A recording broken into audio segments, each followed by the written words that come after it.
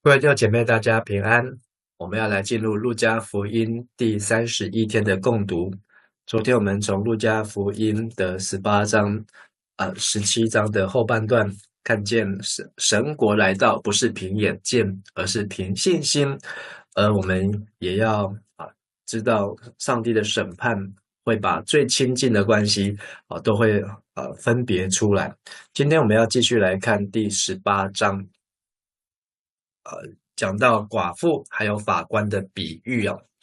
18章第一章，耶稣各对门徒讲一个譬喻，假使因着常常祈祷，唔通灰心。伊讲有一个城，有一个判官，伊无敬畏上帝，嘛无尊重人。伫迄城有一个寡妇，一直来找伊讲，我有一个诉讼的对头，请你替我主持公道。这个判官真久都唔答应，后来伊家己想讲，我虽然唔惊上帝，嘛无尊重人，毋过因为这个寡妇一直来甲我吵，我要替伊主持公道，才免伊一直来高高甜。主阁讲，你着听这个不义的判官所讲的话。上帝所拣选的人，每日对伊哀求，伊减袂替因主持公道，伊减袂拖延真久。我甲恁讲，伊真紧就会替因主持公道。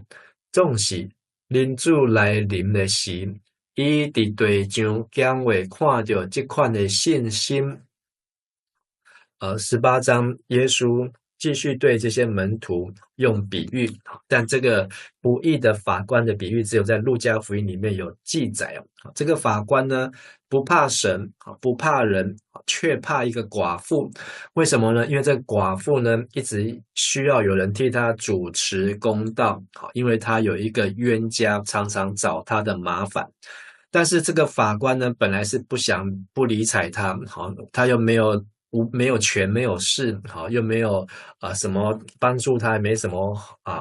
有什么回报。可是呢，这个法官是一个不义的法官，就是不是一个正常的法官。他可能是都喜欢帮助这个有权有势的。可是呢，当这个寡妇一直不放弃的时候呢，法官也会怕。因为法官会想说，我赶快替他来申冤吧，赶快替他来开庭主持公道吧，免得他一直来烦我。所以这个法官呢，不怕神，不怕人，却怕烦所以经不起这个寡妇的纠缠。但是耶稣用这个比喻告诉门徒说，你们听听那不义法官所说的话，难道上帝不会替那些日夜向他求援的子民伸冤吗？那耶稣为什么要讲这个比喻呢？因为在第1节有说，耶稣向门徒讲这个比喻是要门徒常常祷告，不可灰心只要你所祷告的事情是迫切的，只要你所祷告的事情就像这个法官为了公道，为了一个真理而不断的不放弃的时候呢，连那么不义的法官，那么心术不正的法官，都愿意来主持公道的时候，何况一个公正的上帝，难道会视而不见吗？所以耶稣是用这个反喻的方式，来告诉门徒，祷告只要是正确的，祷告只要是合乎公义的，上帝终究会答应，终究会伸冤，终究会主持公道，甚至上帝不会像那不义的法官故意不受理，故意不开庭，故意拖延，不会，上帝一定会速速的为他们来伸冤主持公道。所以耶稣说他一定会尽快为他们伸冤，但是条件是耶稣又用一个反过来问，可是人子来临的时候，他能在世上找到这样的信心吗？和本翻成信德吗？可见呢，祷告的问题不是神的问题，祷告不成就的问题不在于神，祷告不成就、不应允，还没有成全，还没有实现，是在于人是不是有正确的心，好，按照神的旨意求，不是按照自己的私意求，所以耶稣才要教导我们祷告。好，我们主祷文在天上的父，愿你的国降临，愿你的旨意行在地上，如同行在天上。当我们的祷告是按着上帝的旨意，好，那上帝的旨意必要速速的成就。好，但是我们祷告如果是按着自己的心意呢？好，那我们或许我们还没有清楚上帝所要做的一切所要实行的旨意是什么。好，那这里有一个字说人子来的时候好，人子来的时候，那上帝会找得到这样的信德吗？好，不过我们会想说，那这是耶稣再来的时候，因为前面17章讲到那个人子掌权的时候。不过这个字呢，在原文当中是过去式，就是人子以前来的时候，所以是指耶稣第一次来的时候，就是耶稣现在在跟这些门徒在的时候，能够看见地上的人有这样的信心，能够昼夜的向神祷告吗？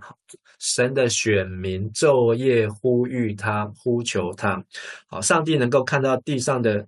选民，神的儿女能够昼夜这样的呼求他吗？好，那这才是这个祷告不可灰心的重点。我们自己要先成为一个合神心意祷告的人，那么祷告就无往不利。从接下来第9节，18章第9节一直到30节，会看到有3个故事，3个比喻都跟谦卑有关。好，那我们今天会看到是看到前面的2个。好，我们继续来看第9节，耶稣对遐个看家己做义人，搁看轻别人的人，有讲这个譬如，有2个人上圣殿祈祷，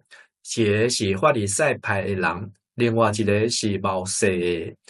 法利赛人徛天庭，家己祈祷讲：上帝啊，我感谢你，因为我无亲像其他的人，恐吓处财。无不义淫乱，嘛无亲像这个冒失的。我一礼拜进食2遍，佮奉献全部收入的1/10。毋过迄个冒失的徛伫远远的所在，连抬头起来看天拢毋敢，只有对天讲：上帝啊，怜悯我这个有罪的人。我甲恁讲，罪得到赦免，转去因兜的是这个人，毋是迄个法利赛人，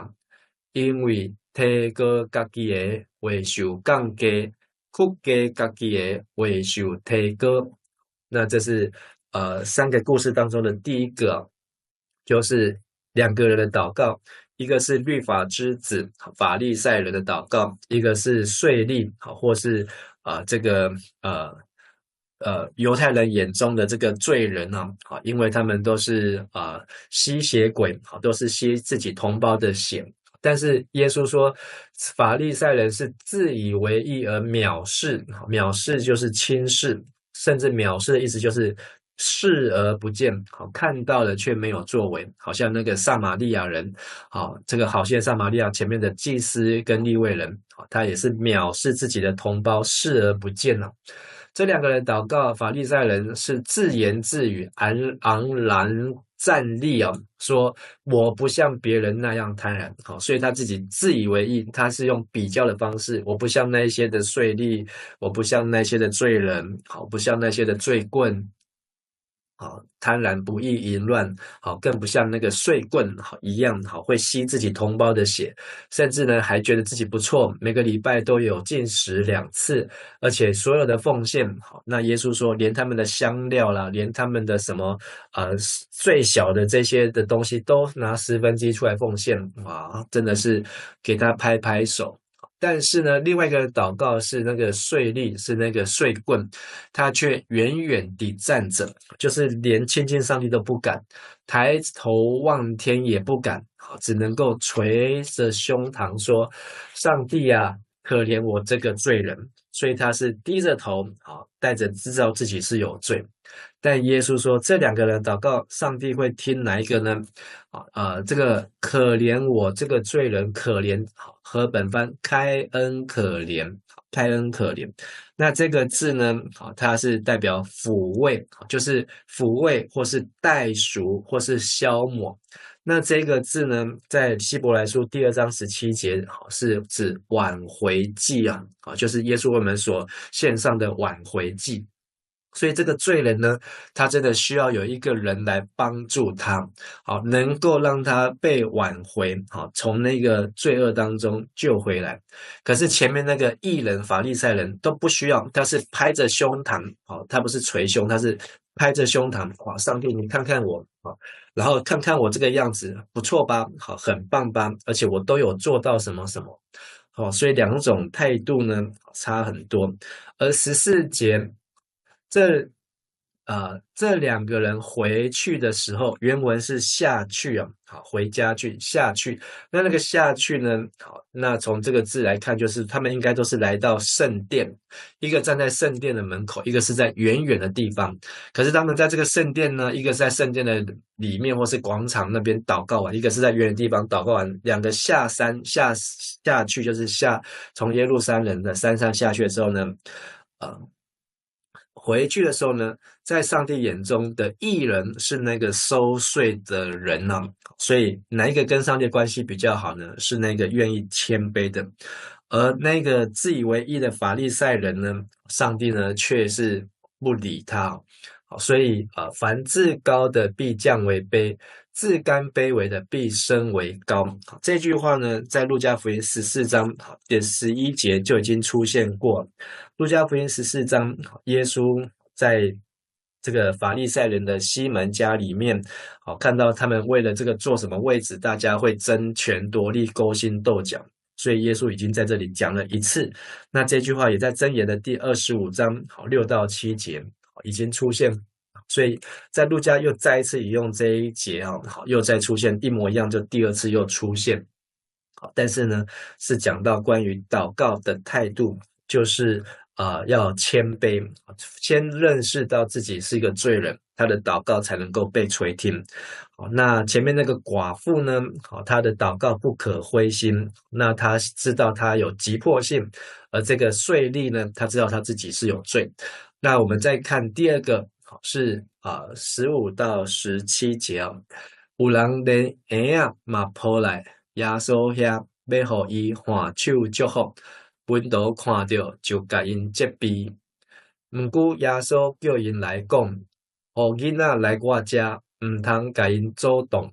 因为上帝国是即款人的。我实在甲恁讲，人若无亲像囡仔安尼接受上帝国，绝对袂当入去。那这个短短的故事呢，在马太19章、马可第10章都出现，而且出现后面的顺序呢，都跟我们明天要继续读的那个少年的官来问什么是永生是连接在一起的。所以后面的这一段呢，在马太、马可、路加的安排都是在同样的过程，所以有3卷福音书同时记载这一个组合的事件但是呢，这个有人要让耶稣祷告，到一个连婴孩都祷告。那在这个门徒当中责备那些带婴孩来的，这个婴孩呢，看来就是平安无事，或是健健康康。我们今天为婴孩祷告，来到教会都很习以为常，但为什么门徒要责备他们呢？那这里在凸显的就跟前面法利赛人的心态一样，就是法利赛人呢，他们藐视别人，会藐视别人。所以路加的安排就排在前面，又多了一个这个法利赛人和税吏的祷告，那在马太、马可是没有的。所以门徒的态度就是对这些婴孩对小孩子呢是非常的藐视他们什么都不懂他们什么都不会也不能帮什么忙，何必带他们来这里呢？让那些有病的人或是有需要的人来比较好，还比较祝福，比较有需要吧。